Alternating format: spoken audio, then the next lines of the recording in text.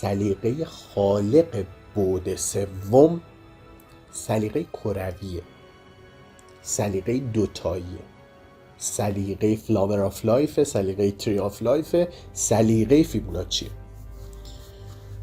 این بحث هندسه مقدس که توش اعداد مقدس وجود داره و فرکانس های مقدس و میرسیم به این که این گل زندگی یا فلاور آف لایف چیه، چرا همه چیز داره طبق این فلاور آف لایف جلو میره و وقتی بستش میدیم حالا درش نمادهای جالب دیگه مثل تری آف لایف رو در میاریم. تو یهودیت روی اینها اصلا کار میکنن، کل مذهب رو روی این اعتقادات بستن.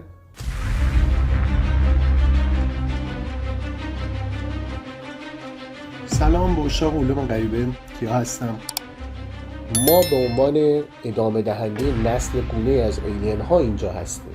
کاری که ما میکنیم در طبقه پنجم از جادو دسنسیون، یعنی سفر به این دنیاها و دیدن موجوداتشون، و اونجایی که علوم غریبه به مکاتب مثل نهلیسم میخنده و میگه اگر این متافیزیک فیزیک بود تو هیچ وقت تئوری به این غلطی رو پیش نمی بردی. اگه چیزی که من دیدم تو میدیدی، الان میدیدی دنیاهای بعدی رو و متوجه میشدی که هست نیست و چیه و ابعادش رو درک میکردی.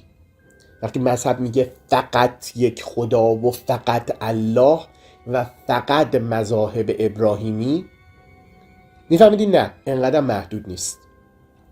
اگر الله تبلیغ دنیای وارپو میکنه که با تنبیه و پاداشی همراهه، خدایان دیگه هستن تبلیغ دنیاهای دیگر رو میکنن که خیلی هم پلزنت تره و این نظام تنبیه و تشویق نیست توشون. ولی به هر حال سلیقه این خدا، نمیگم سلیقه الله، سلیقه خالق بعد سوم سلیقه کرویه، سلیقه دوتاییه، سلیقه فلاور آف لایف، سلیقه تری آف لایف، سلیقه فیبوناچیه. این بحث هندسه مقدس که توش اعداد مقدس وجود داره و فرکانس های مقدس و میرسیم به این که این گل زندگی یا فلاور آف لایف چیه، چرا همه چیز داره طبق این فلاور آف لایف جلو میره و وقتی بستش میدیم حالا درش نمادهای جالب دیگه مثل تری آف لایف رو در میاریم. تو یهودیت روی اینها اصلا کار میکنن، کل مذهب رو روی این اعتقادات بستن و من از فلاور آف لایف 10 ها تئوری میتونم در بیارم و به موجودات ابعاد دیگه برسم و یهودیت مثلا یکیشو گرفته و به خدای الله رسیده و از کل فلاور آف لایف فقط تری آف لایف رو در آورده و روی چاکرای 3 داره کار میکنه. خب تفاوتش چیه مثلا با بودیسم، با کریشنیسم؟ و در مورد بحث هندسه های مقدس و اعداد مقدس خیلی باید کار بشه و هر چقدر که روی یک نمادی مثل فلاور کار میشه میبینی باز هم اسرار جالبی وجود داره که ایلین ها دارن تبلیغش رو میکنن و هر کسی داره در از تفکر خودش رو ترویج میده. در آینده 10,000 سال دیگه انسان در بعد سوم موجود برتر خواهد بود حتی از ایلین هایی که خیلی قدیمی تر از ما هستند، به دلیل ارتباطش با موجودات بعد چهارمی، تقلبی که در اصل انسان داره میکنه.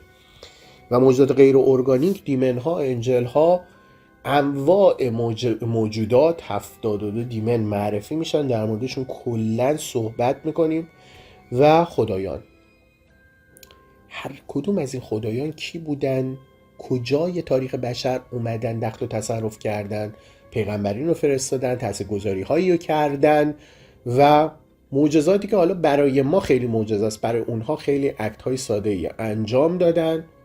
و اون انسانی که هیچ تکنولوژی هم نداشته، اون معجزه براش خیلی چیز عجیب بوده و مکاتب و ریشه های فکری به وجود اومده و انرژی های زیادی که انسان میفرسته برای اون موجودات بدون اینکه حتی گیمی داشته باشه الان. و میرسیم به اینکه خدایان الان کجان و خدای غالب الان کیه.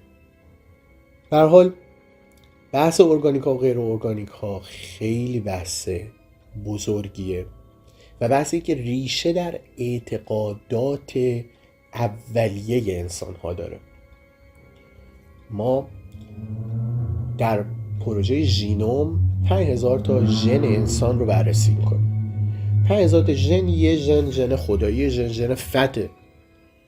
اینکه انسان چرا چربی ذخیره میکنه یک مکانیزم سوروایول در بشر و اگر ژن فت رو بتونه خاموش بکنه، در پروژه پروتئوم بشر داره الان به این میرسه که چطوری ژنتیک رو دستکاری بکنه. در پروژه ژینوم شناختیم 5000 تا ژنو و شناخت که هر ژن چی کار میکنه.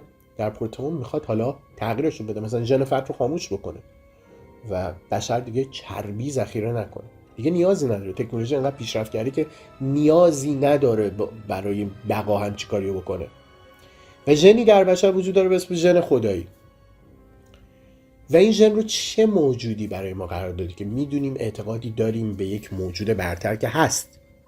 و اون موجود برتر کیه؟ چرا همچین ژنی رو در بشر قرار داده؟ و اینکه حقیقت چیه؟ ما باید فارغ از تمام دانسته های ذهنیمون، شستشوی ذهنی که سالیان سال به عنوان خوب و بد مذاهب بهمون دادن و مکاتب بهمون دادن، بتونیم بیایم بالاتر و قضاوت کنیم ببینیم حقیقت چیه. خیلی راه سختیه، ولی کار عاشقان علوم غریبه دیدن این تصویر بزرگتره و هدایت بشره در میون گذاشتن این حقایق با بشر و بیدار کردن بشر. این که بشر چه انتخابی میکنه، همچنان در اون تنگ ماهی خودش میمونه و یک سری چیزهایی رو قبول میکنه یا حقیقت رو میبینه و از تمام پتانسیل های خودش استفاده میکنه و از بند بردگی رها میشه، این دیگه با خود بشر خواهد بود.